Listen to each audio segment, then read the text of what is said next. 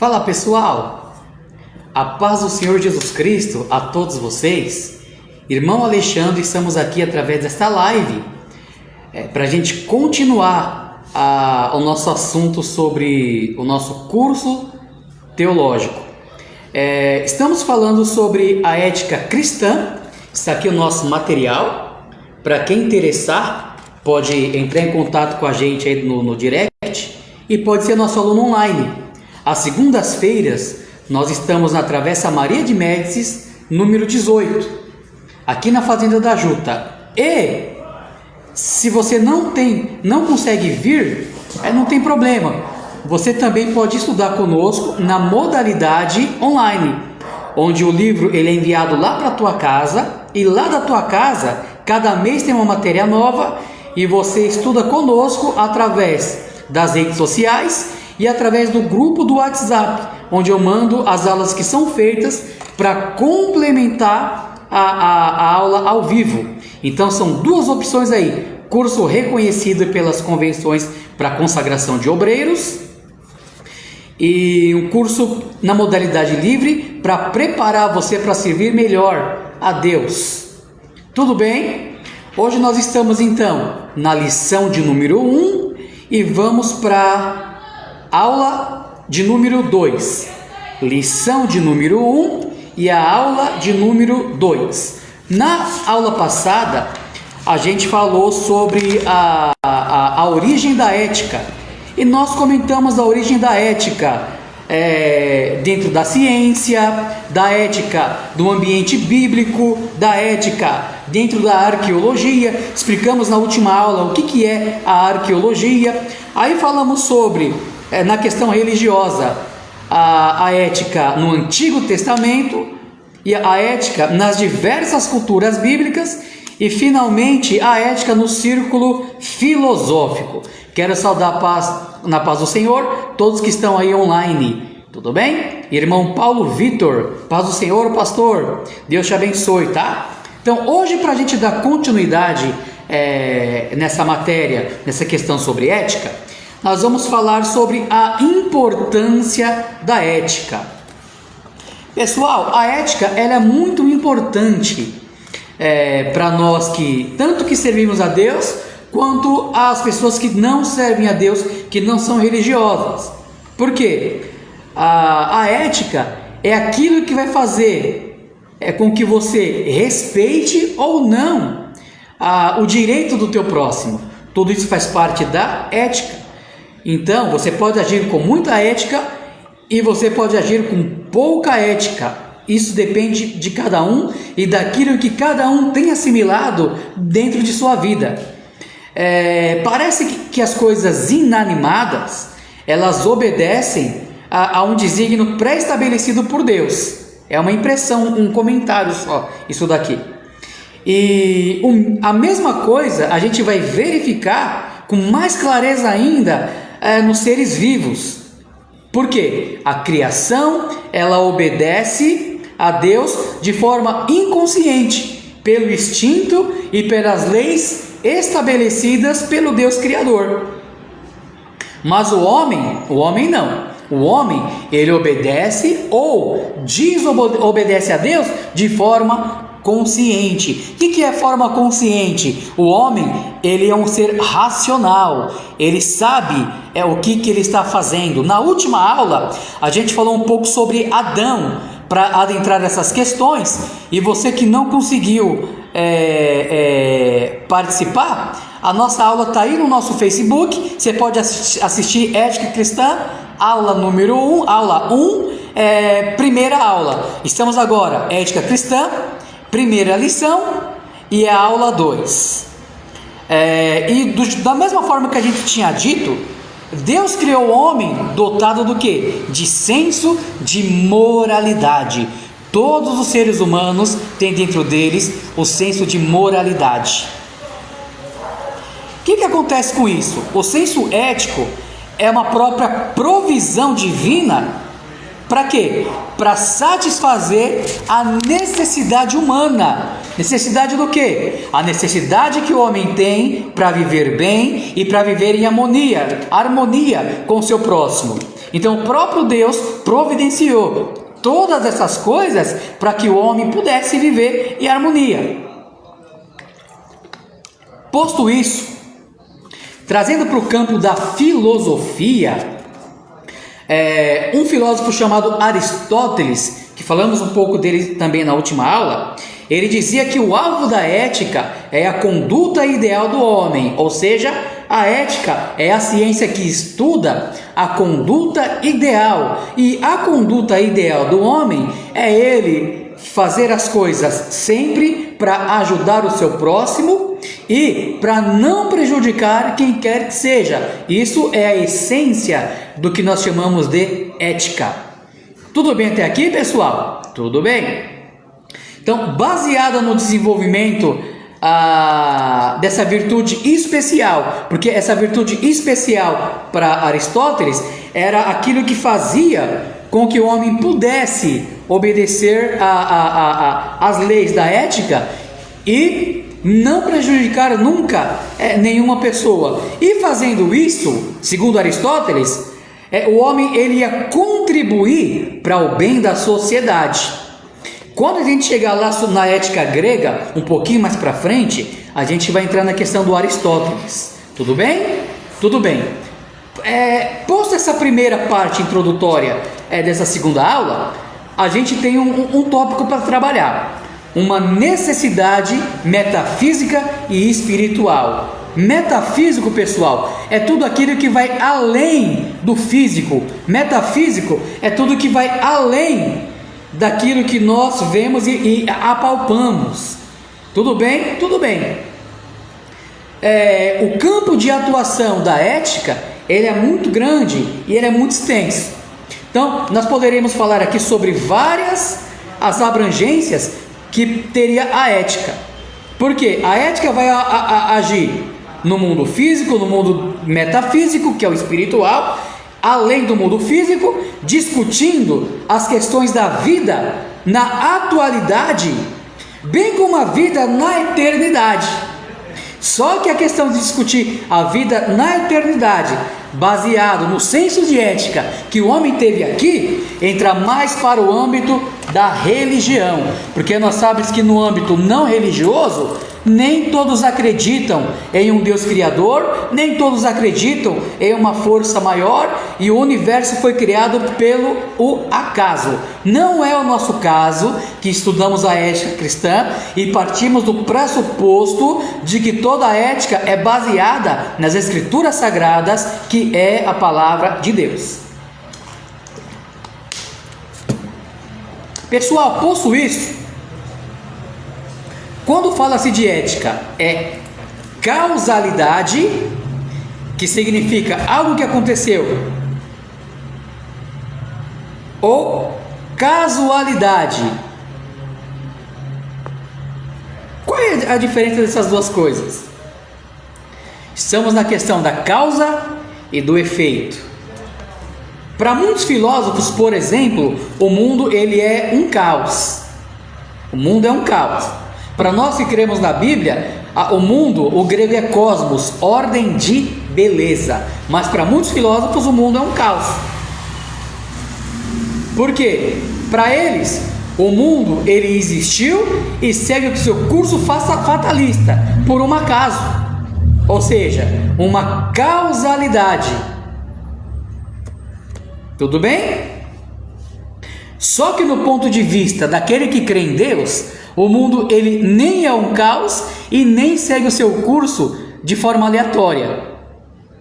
Não é desse jeito. Tudo que acontece aqui, para quem é teísta é o que crê em Deus, vai saber que Deus criou o mundo e governa o mundo que Ele criou através da história, e conforme Deus vai desenvolvendo as questões para com a humanidade dentro do tempo do homem, isso vai virando história. Tudo bem até aqui? Então, a gente vai ter que recuar numa linha imaginária lá no passado. Para quê? Para a gente acompanhar através da história todas as coisas que têm acontecido dentro da história humana. E assim, sabendo que Deus é o causador de tudo, porque o universo ele existe por causa da causalidade. Quem causou? Deus. Diferença de casualidade. O acaso casual acontece sem uma explicação definitiva. Mas isso para nós que cremos em Deus não. Existe sempre uma causa. Deus é a causa e o efeito é as coisas que estão acontecendo conforme o controle de Deus. E quando eu falo controle de Deus, existem os decretos que Deus faz para que coisas aconteçam e a permissão para que outras coisas também aconteçam. Então há o ato decretivo e o ato permissivo da parte de Deus. Quando falamos de vontade de Deus, guarda isso. Não existe vontade decretiva e vontade permissiva. A vontade de Deus é uma só. A vontade de Deus é que o ser humano obedeça a Ele. Mas Ele permite o homem desobedecer, sabendo que o homem prestará conta por causa dessa desobediência para com o Senhor. Beleza, gente? Então, recuando para o passado, a gente vai chegar numa conclusão da realidade do mundo. Para quê? Para descobrir essa ética ideal. E como que a gente descobre e qual é a ética ideal? Analisando a história, a gente vai ver que a ética ideal é aquela ética que os homens viviam quando estavam obedientes à palavra de Deus. Essa seria a ética ideal. Está no centro da vontade do Deus Criador. Tudo bem? Agora, se a gente admitir que o mundo é um caos fatalista, que é algo casual, a gente vai adotar um tipo de ética. Por quê? A gente não vai se preocupar com o porvir, porque o homem viveu, acabou. Não tem o porvir. Então, o homem ele vai viver nessa ética, mas com o compromisso do aqui e do agora, sem estar preocupado com o futuro, porque para ele o futuro não existe depois da vida física. Agora, se a gente admitir que o mundo é orientado por um desígnio da divindade, aí a nossa ética será outra. Por quê? Nós vamos saber que um dia prestaremos conta àquele que criou todas as coisas que aqui existem. Agora, olha só, o tipo de ética de quem crê que o universo foi feito pelo acaso, ele acredita que a ética é para viver bem só nessa vida. Já para quem crê no Deus Criador, independentemente de qual seja a religião, mas todas as religiões que acreditam em um Deus Criador, ele vai procurar viver de forma ética, uma boa ética, sabendo que no porvir ele prestará conta de todas as suas atitudes. Aí eu pergunto para você que está assistindo essa aula: você crê no Deus Criador? Você crê na vida após a morte? Você crê em uma vida na eternidade? Se sim, você precisa viver uma vida ética, sabendo que prestará contas com Deus. Não é por causa da sua ética que você vai receber a recompensa da salvação. A salvação é pela graça, através da fé em Jesus Cristo, o Salvador. Mas aquele que acredita que Jesus Cristo é o Salvador e procura seguir a sua palavra, ele vai viver uma vida com uma boa ética. Para quê? Para que seu semelhante, que é o próximo, seja abençoado através de sua vida. Tudo bem até aqui, pessoal? Um próximo tópico para a gente trabalhar aqui seria teleologia ou tiquismo. Tiquismo? O que é tiquismo? A palavra tiquismo, pessoal, é uma palavra grega que a origem dela é a palavra tchou, que significa chance, caos. E a palavra teleologia vem do grego telos, que significa desígnio ou finalidade. Então, juntando essas duas palavras, seria a chance de praticar algo com uma finalidade. Isso é teleologia e tiquismo. Uma chance para cumprir uma finalidade. Tudo isso, pessoal, são palavras que vai explicar a questão da ética. Aí surge uma pergunta.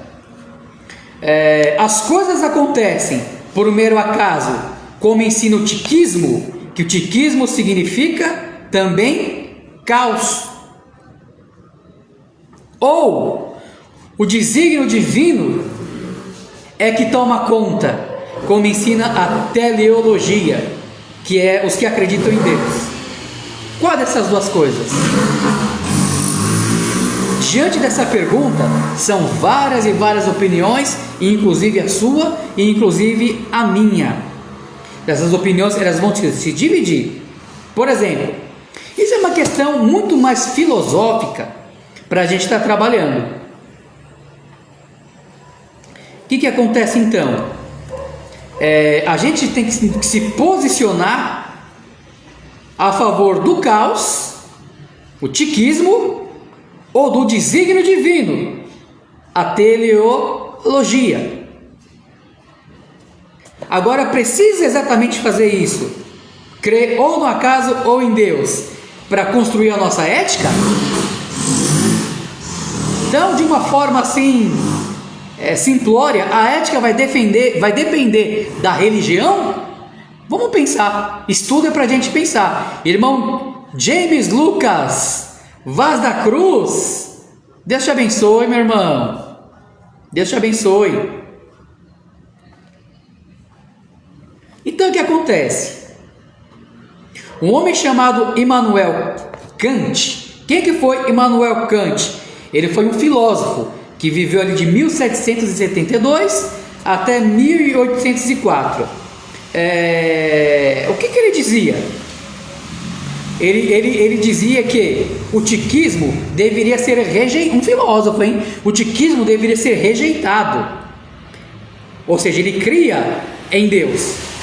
E ele argumentava que a alma, ela deve existir para quê? Para permitir o julgamento certo. Então ele acreditava na vida após a morte, porque era a única forma de o homem ser julgado de uma forma correta, de acordo com o que ele fez ou de acordo com o que ele deixou de fazer.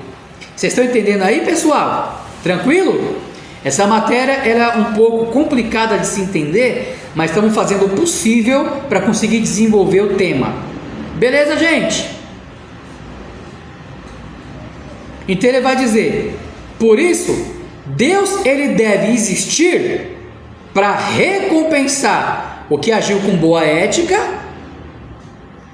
e para punir o que não agiu com ética. Isso é um filósofo, hein? Immanuel Kant, que falava sobre isso. Tudo bem? Agora, em face desse exposto, a gente pode verificar que não se pode separar a ética da metafísica. Porque a ética é o que fazemos aqui no mundo físico e a metafísica é o porvir, é o mundo além do físico. Porque essas duas coisas estão interligadas. Agora, os problemas éticos são decididos de acordo com as conclusões que as pessoas tiram da natureza da existência de todas as coisas, inclusive de Deus. Uma pessoa que acredita em Deus, ela tende a agir de uma forma melhor com o próximo. Não é uma regra, não acontece com todo mundo, infelizmente, mas é uma tendência, ou pelo menos deveria ser. Sabe por quê, irmão? Uma vez um filósofo disse assim: é melhor crer em Deus do que não crer. Se você crê em Deus e Deus não existir, tudo for o acaso, tá tudo bem, tá 0-0. Agora, se você não crê em Deus, mas Ele existir, que problemão que a gente arrumou, hein? Então, se for para falhar, vamos falhar no exagero. Então, creia que Deus existe. No mínimo, você estará melhor, crendo que Deus existe. Agora tem uma pergunta: será que realmente existem pecados mortais, como se ensina a doutrina da igreja?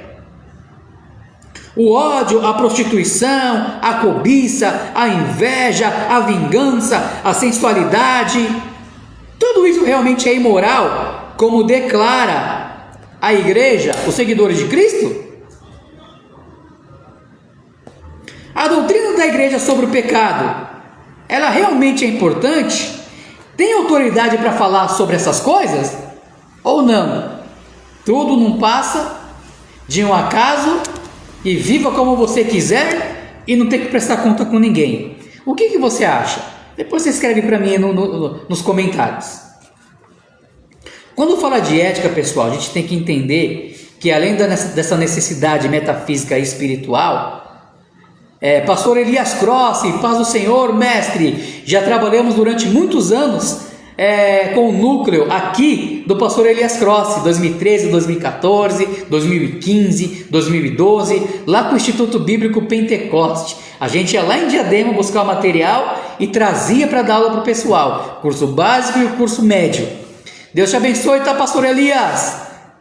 Servo de Deus. Depois o senhor me deixa aí uma mensagem no privado aí.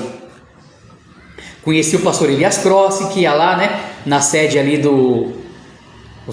na sede do Madureira, pastor Deiró.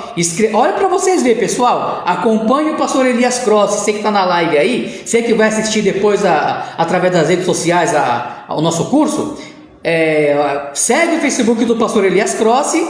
Eles têm culto de ensinamento abençoado transmitido ao vivo, e ele é somente o escritor. Você que é do Madureira aí, você que é do campo do pastor Deiró, ele é só o escritor de todo o material didático do EBOM. É só isso que ele é, só. Então você segue lá o pastor Elias Crossi. Deus te abençoe, pastor. Então, pessoal, quando fala de ética, tem também uma necessidade pessoal. Tudo que nós fazemos é avaliado por nós e também pela sociedade. Entrando aqui no termo bíblico, Jesus falou através do escritor aos Hebreus que nós somos rodeados de uma grande nuvem de testemunha. Por isso nós temos que agir com ética. Tão grande nuvem de testemunhas. A Trindade divina está de olho em nós. O Deus Pai, o Deus Filho, Jesus Cristo Todo-Poderoso e o Espírito Santo. Os anjos olham para nós. Os demônios prestam atenção em nós. Os anjos caídos prestam atenção em nós. Os homens, as mulheres, os parentes, os amigos, os inimigos, colega de trabalho, e etc, e etc. Todos estão prestando atenção em nós. Então a ética é uma necessidade pessoal que todos nós temos que viver.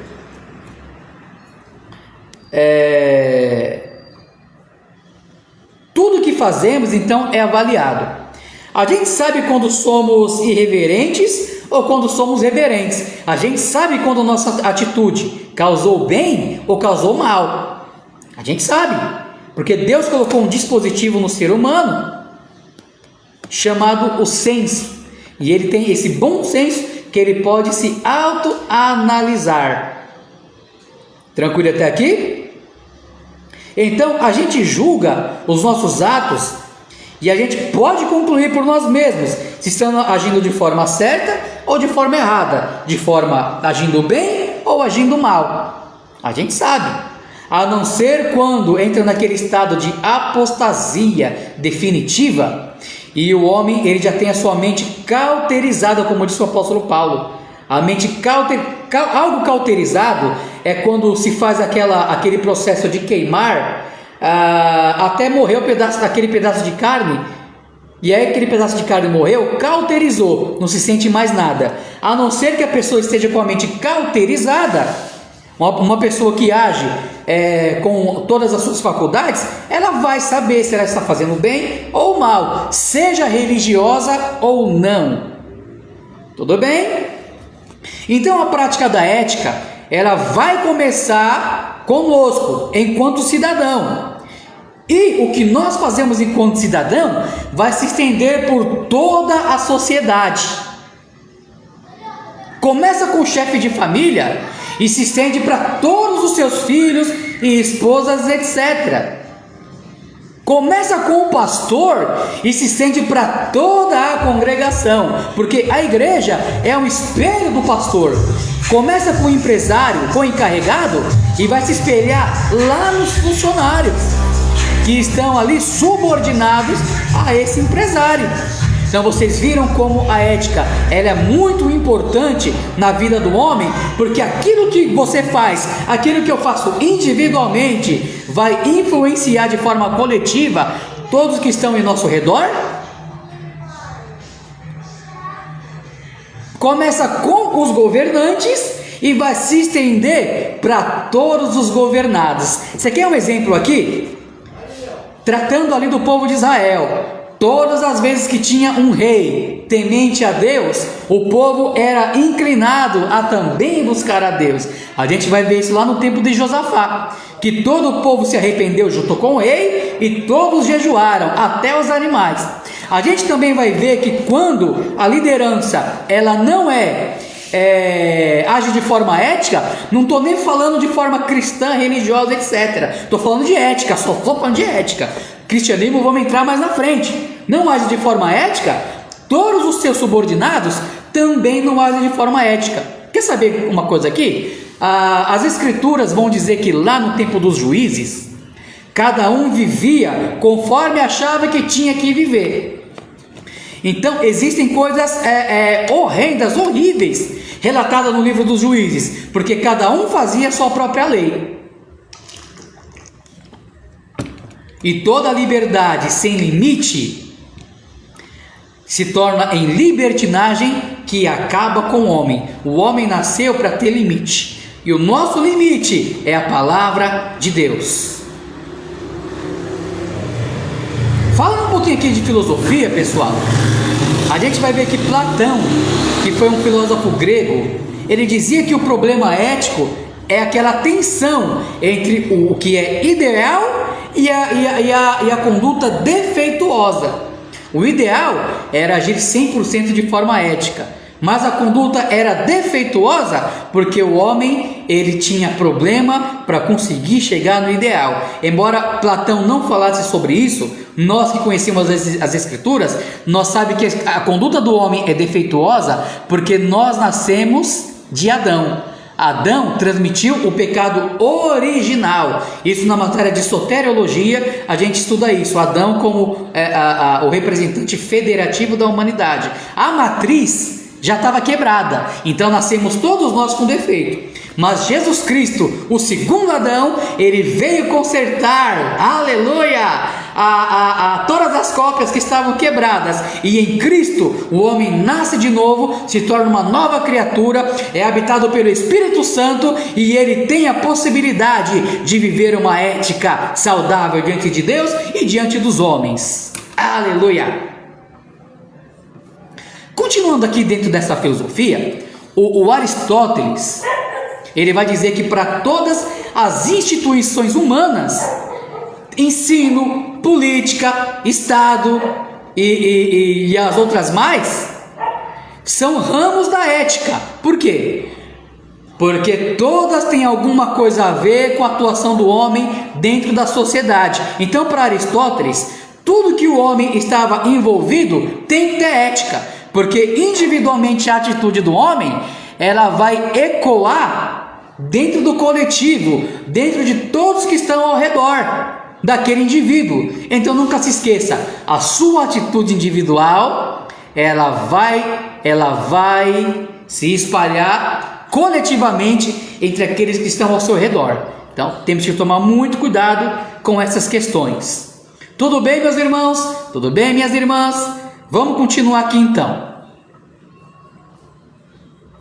Pessoal, olha que interessante isso. Sempre parecemos melhor do que realmente somos. Não é assim que acontece? É assim. Sempre parecemos melhor no exterior do que realmente somos no interior, porque o interior é só Deus que conhece.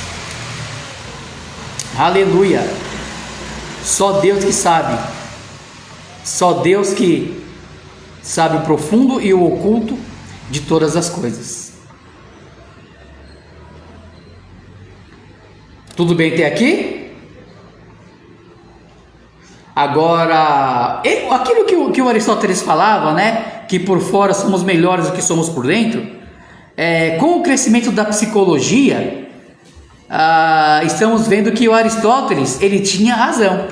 Nem vou entrar no mérito das Escrituras, palavra de Deus, porque ela sim, até Jesus falou que o que contamina o homem não é o que entra, mas é o que sai. Porque eles estavam comendo sem lavar as mãos. Para você entender aqui, vamos lá. Pessoal, uma certa vez, Jesus estava com os discípulos em missão e eles foram se alimentar. E eles não lavavam as mãos. Lavar as mãos ali é um termo técnico para um ritual. Não é ir na torneira lavar as mãos e vir comer. Mas eles pegavam água, para alguns historiadores, tanque de Siloé, para outros, tanque de Jacó. Pegavam aquela água num jarro de prata e eles apontavam para a direção que estava o templo em Jerusalém e molhavam suas mãos e faziam preces apontando para o templo, esperavam suas mãos secar. Então isso era o ritual do lavar as mãos. Agora Jesus, com 3 anos e meio de ministério, vai ficar se preocupando com o ritual, com o costume de homem, irmão? Jesus fazia o que tinha que ser feito. Aí, dentro de todo esse contexto, foram indagar Jesus. Seus discípulos não lavam as mãos para comer. Aí Jesus vai dizer: olha, o que contamina o homem não é o que entra, mas é o que sai. Sabe por quê? Porque o que sai está saindo por causa daquilo que está dentro. E a Bíblia diz que enganoso é o coração do homem, quem o subsistirá? Mas Deus esquadrinha todos os pensamentos. E Jesus falou mais: a boca fala do que o coração está cheio. Coração é um termo usado aqui no Ocidente para falar do homem interior, né? Essa palavra coração aqui, inclusive os tradutores da Bíblia, eles traduzem essa palavra, quando está lá no hebraico, eles traduzem para coração, porque no hebraico é tripa. Aquilo que está dentro, que é sentimento, para eles é tripa. Tripa é para dar ideia do que está no interior. O sentimento vem do interior. Aí algumas versões traduziram como entranhas, que é o que está dentro, e finalmente as versões modernas colocam como coração. Afinal de contas, nem sempre a Bíblia, traduzida no seu radical hebraico ou grego, nos faz entender. Às vezes uma transliteração, uma explicação daquela palavra faz nos entender melhor, que nós chamamos de tradução de equivalência dinâmica. Equivalência formal, a Bíblia traduzida no pé da letra, grego ou hebraico. Tradução, equivalência dinâmica, uma palavra na língua portuguesa que dá a ideia do que o autor queria dizer na língua original das Escrituras. Beleza até aqui, pessoal? Sobre o coração, sobre o sentimento, sobre a ética e tudo mais. Vamos embora para o próximo passo então. Gente, a ética no campo da filosofia. Gente, entre os eruditos, quando se fala de ética, a primeira coisa que vem na mente é quem? O conceito filosófico da ética. Porque eles são os que estudaram muito mais esta área. Nós, os cristãos, estudamos mais a teologia, estudamos mais a exegese de texto, exposição da palavra, cultura, costume dos tempos bíblicos e etc. Mas os filósofos é quem pegaram bastante tempo e trabalharam bastante tempo com essa questão da ética. Porque a ética, pessoal, é uma parte do grande complexo da ciência da filosofia. Então a ética faz parte da filosofia, porque a filosofia ela estuda o bem-estar do homem e como o homem fazer para estar em bem-estar consigo mesmo e com os outros. Isso é a filosofia, o estilo de vida. E dentro da filosofia, dentro do campo filosófico, se estuda a ética. Tudo bem? Tranquilo até aqui? É até difícil definir, pessoal, essa questão da ética no campo da filosofia de uma forma satisfatória. Por quê? Porque a ética dentro da filosofia, ela vai investigar todos os aspectos da vida humana no que diz respeito ao comportamento. Mais uma vez, eu vou bater nessa tecla. Aquilo que a pessoa faz é porque está mostrando aquilo que ela é dentro. Aquele ditado popular, que a pessoa fez isso, mas por dentro ela é tão boa, conversa fiada. A pessoa faz porque aquilo que está dentro dela é exteriorizado pela atitude que ela cometeu. Tudo bem, gente? Tudo bem até aqui? Tranquilo? Vamos continuar então.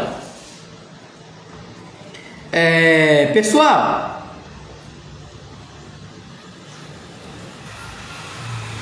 quando fala de comportamento, fala de intenção boa e intenção má. Então, dentro da filosofia, a ética, ela vai se fundamentar no estudo dos problemas metafísicos, além do físicos, envolvendo o conjunto de todas as regras que são consideradas como universais e válidas para a pessoa poder viver. Quando fala isso então de ética no campo da filosofia, a gente vai falar um pouquinho sobre a ética grega. Dentro da ética grega vai ter os sofismas, Sócrates, Platão, vai ter Aristóteles, vamos falar um pouco dos estoicos, dos epicuristas. Aí nós vamos falar depois da ética chinesa, da ética cristã medieval, e assim vai indo, pessoal, até o término da nossa aula.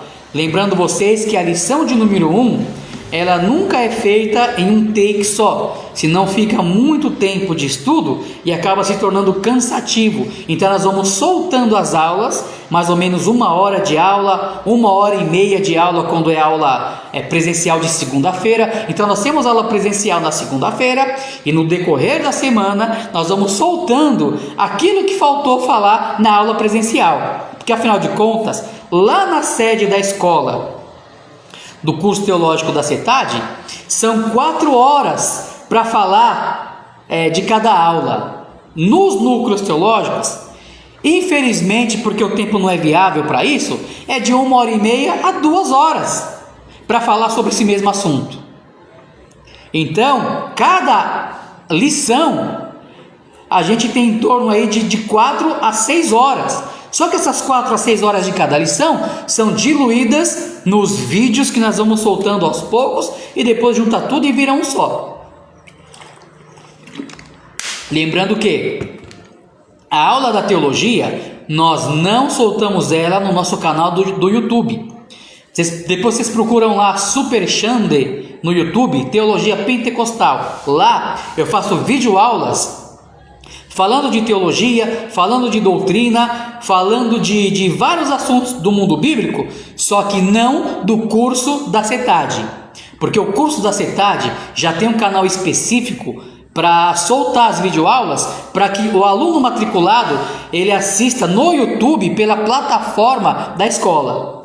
Nós, como trabalhamos em núcleo e saímos de dentro da escola CETAD e espalhamos o curso nas igrejas e damos também aula no nosso núcleo, aqui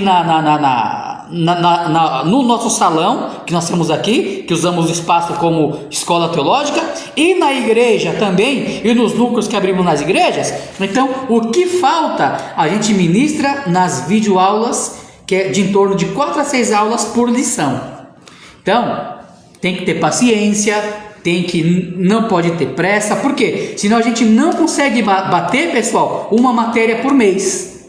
Se a gente dá só 2 horinhas de aula e acabou, a gente não consegue bater a meta de uma lição por semana. Para bater de 4 a 5 aulas por matéria, para que o curso não seja tão estendido e você consiga o seu certificado aprendendo e não só ter o papel por ter. Beleza até aqui, pessoal? Respira. Entendeu até aqui, gente? Nós começamos a falar então sobre a importância da ética, que é a importância porque é a necessidade do ser humano, é uma necessidade espiritual do ser humano, é uma necessidade pessoal do ser humano e é um objetivo de vida do ser humano. Por isso, a necessidade da ética. Posto isso, vamos agora para a parte 2. Ética no campo da filosofia. Tudo bem, pessoal? Vamos falar então um pouquinho agora da ética grega, da ética na Grécia. Mas por que, professor Alexandre, é tão importante a questão da ética grega? Porque nós que somos cristãos, que estudamos a Bíblia ela é uma mistura de culturas no Antigo Testamento, onde o Gênesis ele vai ter muito ali da cultura da Suméria, o final de Gênesis, muito da cultura egípcia. Depois disso, nós vamos ver várias culturas misturadas e difundidas, porque Israel ficou no cativeiro de Babilônia, ficou no cativeiro de Medo-Pérsia, foi também durante um tempo dominado por Assíria. Nos tempos de Cristo, olha para você ver, nos tempos de Cristo predominava a religião judaica entre os hebreus, a questão política romana e a educação grego. Então era um ambiente judaico, grego, romano. Então é de suma importância conhecer todas essas questões. Falando disso então, a ética grega. Pessoal, o problema ético é os objetivos de uma atenção especial na filosofia grega, exatamente quando se democratiza a vida política na antiga Grécia e particularmente em Atenas. O que significa isso? Que a ética vai começar a ser estudada de uma forma mais profunda a partir do momento que tudo fica democratizado. O que é democratizado?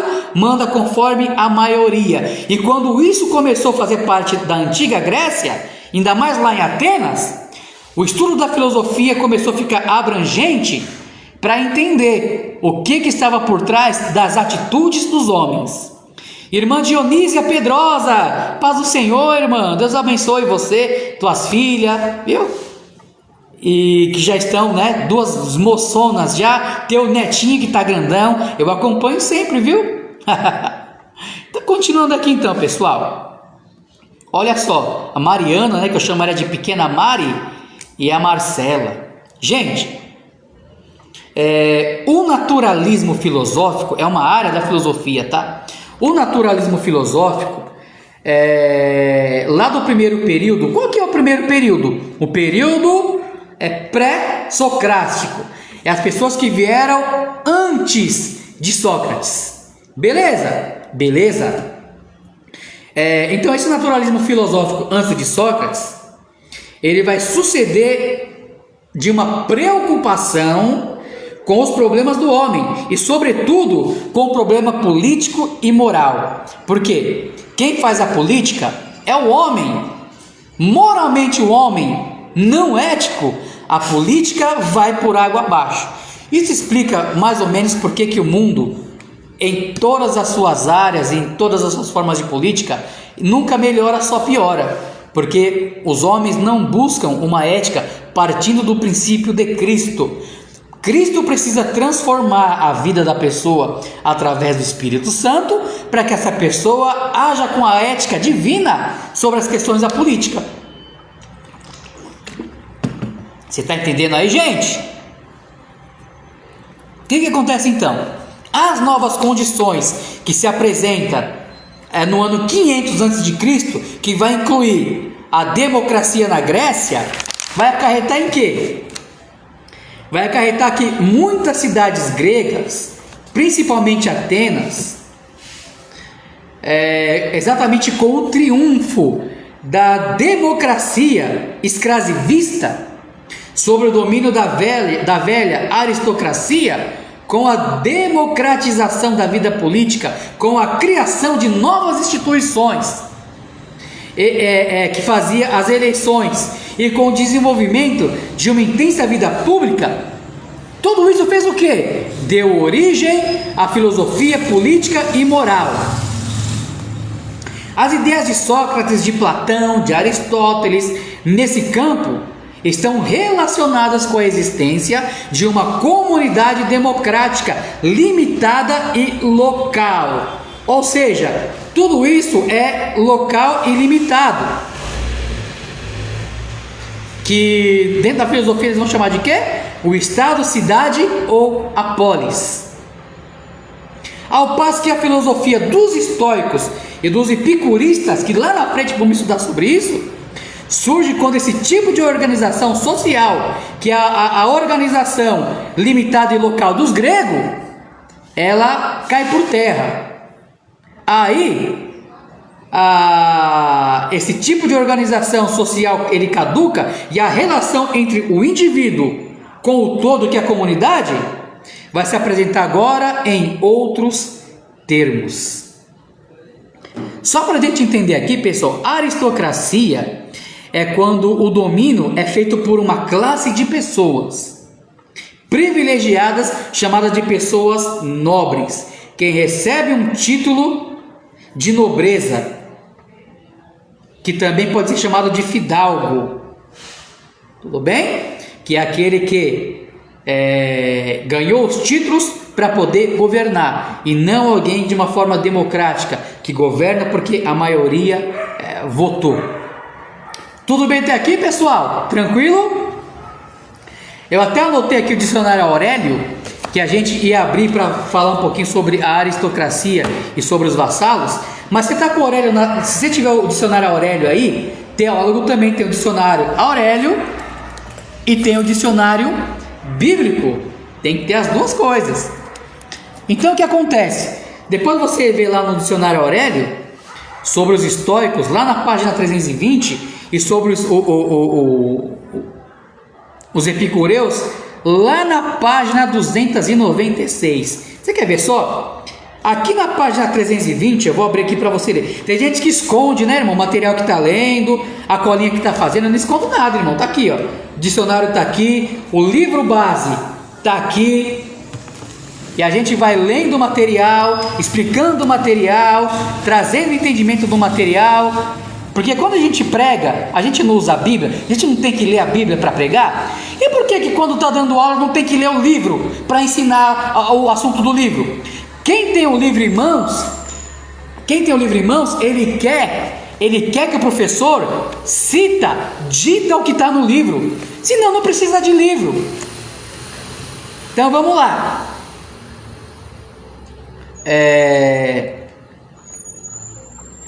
Página 320.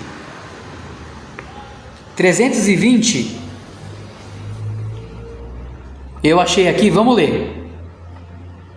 Sobre os estoicos. Deixa eu achar ele aqui agora.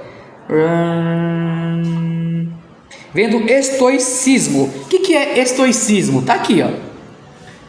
Doutrina que identifica a verdadeira felicidade com a virtude, devendo o homem viver em harmonia com a razão cósmica e indiferente às vicissitudes da vida. Ponto 2. Impassibilidade em face da dor ou da adversidade. O que significa então aqui o estoicismo? É a doutrina que ensinava que o homem devia viver em harmonia consigo mesmo e com isso em harmonia, vivendo bem por tudo aquilo que a natureza lhe dava. É mais ou menos o que o estoicismo fazia. Tudo bem? Agora na página 296 do nosso dicionário, grande dicionário Aurélio aí, ó, os epicureus que a gente citou. Também tem no livro, tá? Mas vamos já começar aqui. Vamos citar para a gente não ficar perdido. O epicurismo é uma doutrina de filósofos gregos baseados em Epicuro, que viveu de 341 a 270 a.C. Identifica o bem com o prazer, que deve ser encontrado na prática da virtude e na cultura do espírito. Esses então eram os epicureus, um pouquinho diferente, né? Parece que é o outro lado da moeda dos próprios da própria outra linha ali dos estoicos. Tudo bem até aqui, pessoal? Tranquilo? Vamos para o próximo passo? Vamos! Gente, a próxima questão aí que vai falar é sobre os sofistas. Gente, os sofistas estão falando da filosofia dentro dos filósofos. Os sofistas, você quer ser bacharel em teologia? Não quer? Tem que saber, pelo menos de forma introdutória, a filosofia. Porque a teologia tem um pouco de filosofia. Porque a filosofia é a arte de viver bem. Então, esses sofistas, pessoal, nada mais é do que aqueles educadores daquela época que eram pagos pelos alunos. Isso é o sofista, alguém que recebia para poder dar aula. Diferente dos filósofos, que ensinavam por prazer e não por dinheiro. Então, esse negócio da aula do professor acabou se tornando uma profissão. E está tudo bem com isso. Eu também recebo para mim poder dar aula de teologia. É o meu trabalho, é a minha profissão. E está tudo certo. Ah, mas de graça recebesse, de graça dai. O conhecimento cristão é de graça. Mas o material, a água, a luz, o certificado, a chancela da convenção, para os obreiros ter o seu certificado e sua carteirinha da escola, reconhecida pelas convenções, tudo isso gera custo. O ensino é de graça. O que é cobrado é tudo aquilo que é usado para você ter a oportunidade de aprender. A internet, a Wi-Fi, a água, a luz, etc. e etc. Então, os sofistas eram aqueles que recebiam para ensinar, recebiam para dar aula. Tudo bem? Era um movimento ali, os sofistas, de filósofos intelectuais na Grécia, do ano 500 a.C. também. E foi com essa característica de filósofos que o apóstolo Paulo, quando estava lá em Atenas, ele pregou sobre o Deus desconhecido. Lembra em Atos 17, que vai falar de Paulo, que Paulo está pregando, aí vai falar, ele viu lá um cartaz escrito ao Deus desconhecido. Sobre esse Deus desconhecido foi onde Paulo usou a estratégia para pregar para todos eles que estavam lá. Vamos ver isso, pessoal? Abre tua Bíblia em Atos 17. Atos dos Apóstolos, capítulo 17. Vamos ler do 18 até o 23. Depois a gente vai entender essa questão. Olha só. E alguns dos filósofos epicureus e estoicos, acabamos de falar isso no dicionário Aurélio, não foi? Contendiam com ele quem? Com Paulo, havendo quem perguntasse: o que quer dizer esse tagarela? Pessoal, não vamos entender o que é tagarela aqui, tá? Mas tagarela não é um nome muito legal não, viu? É o nome de alguém que está querendo filosofar de forma barata, que não sabe nada. Então estavam menosprezando Paulo aqui. E outros, parece pregador de estranhos deuses.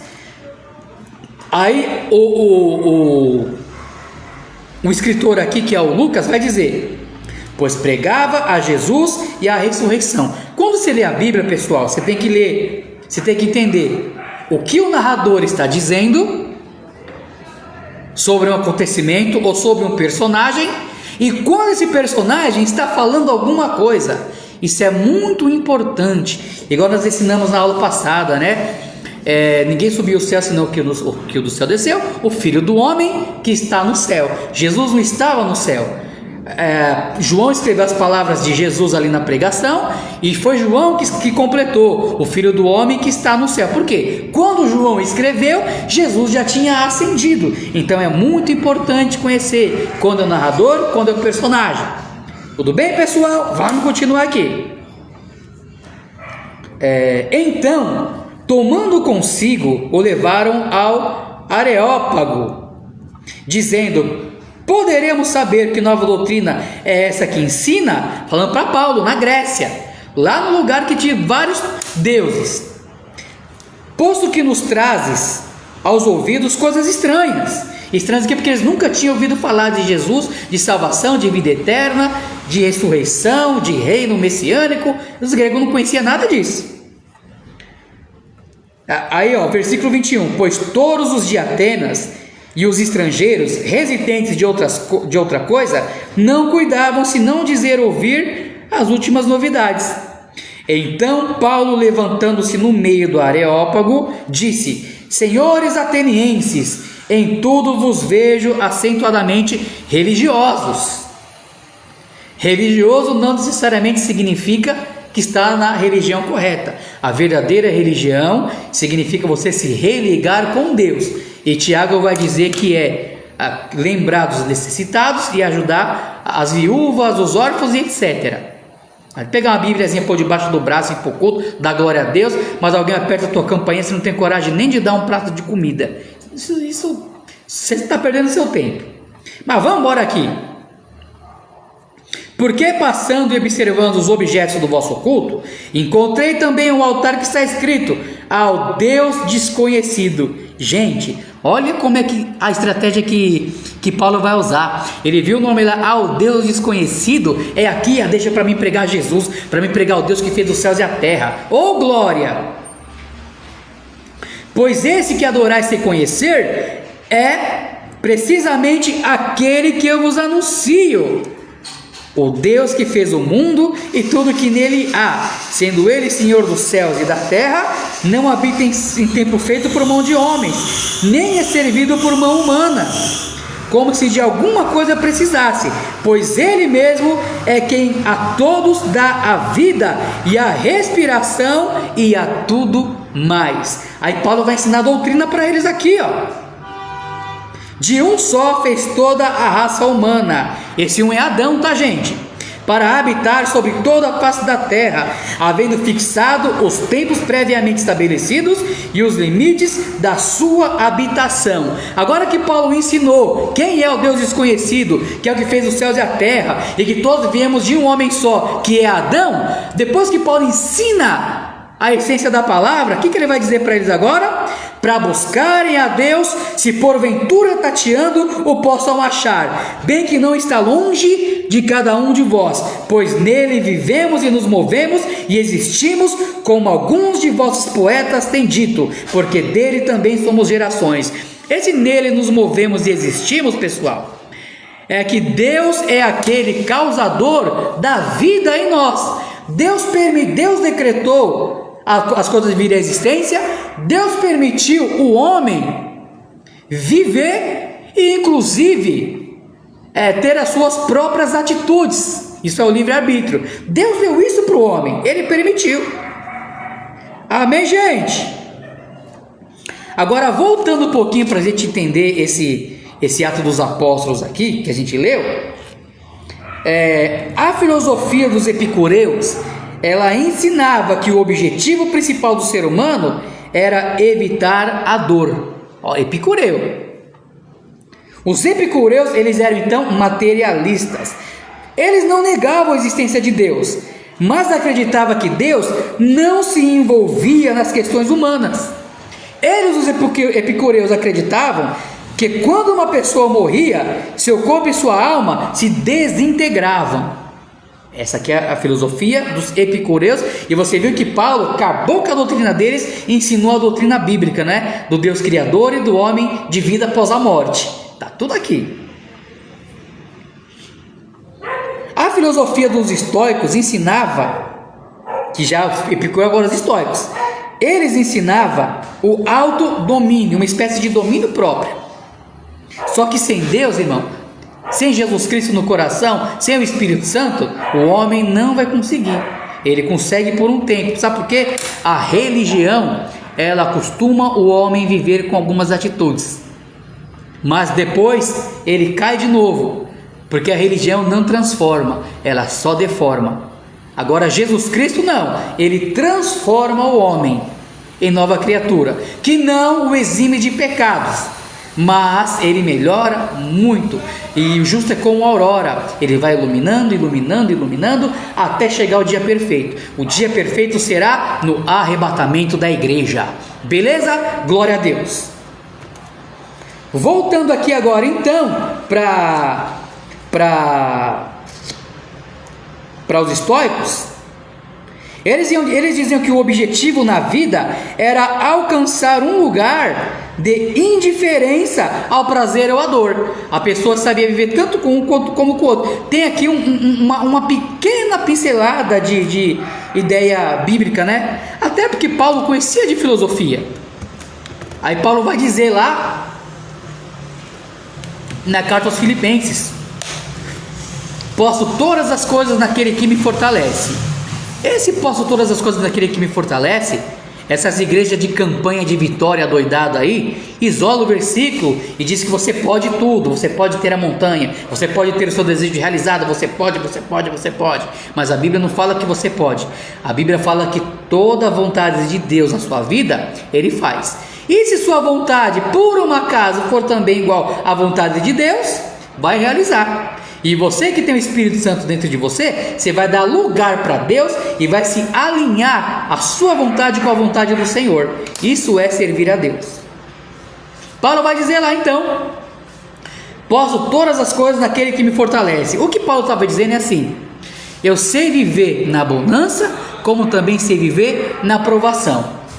Irmãos, tem gente, crente, cristão, que não sabe viver o momento de sua vida. Ele está duro, ele quer comer todo domingo pizza, depois não tem dinheiro para conta.